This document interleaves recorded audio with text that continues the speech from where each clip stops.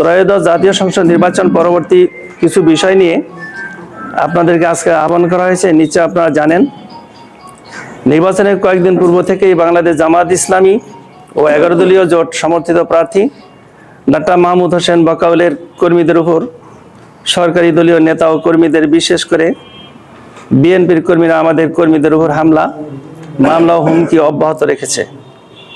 অথচ নির্বাচনের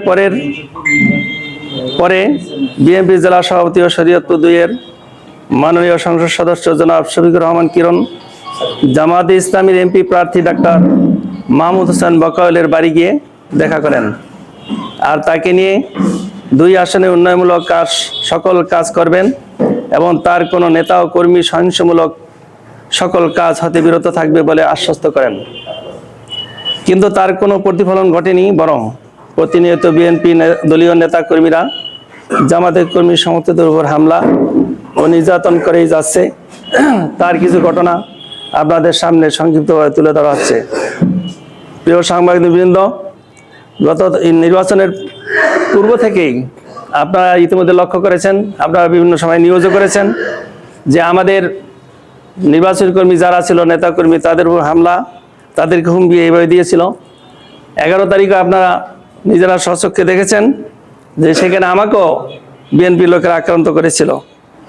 13 তারিখ থেকে শুরু করে অদ্যা পর্যন্ত আমাদের 13 তারিখে একজন ইব্রাহিম খলিল সখীপুরের সন্ত্রাসীদের হামলা শিকার হয়।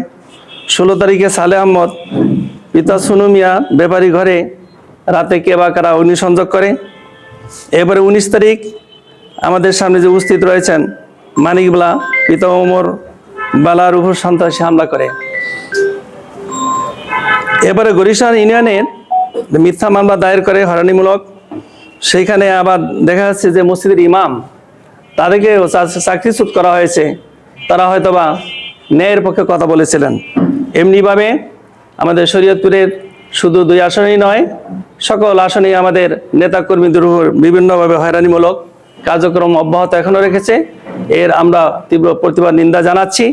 এই কারণেই আপনাদেরকে এখানে আহ্বান করা হয়েছে শরীয়তপুর জেলার পক্ষ থেকে এবং শরীয়তপুর 2-এর আসনের পক্ষ থেকে।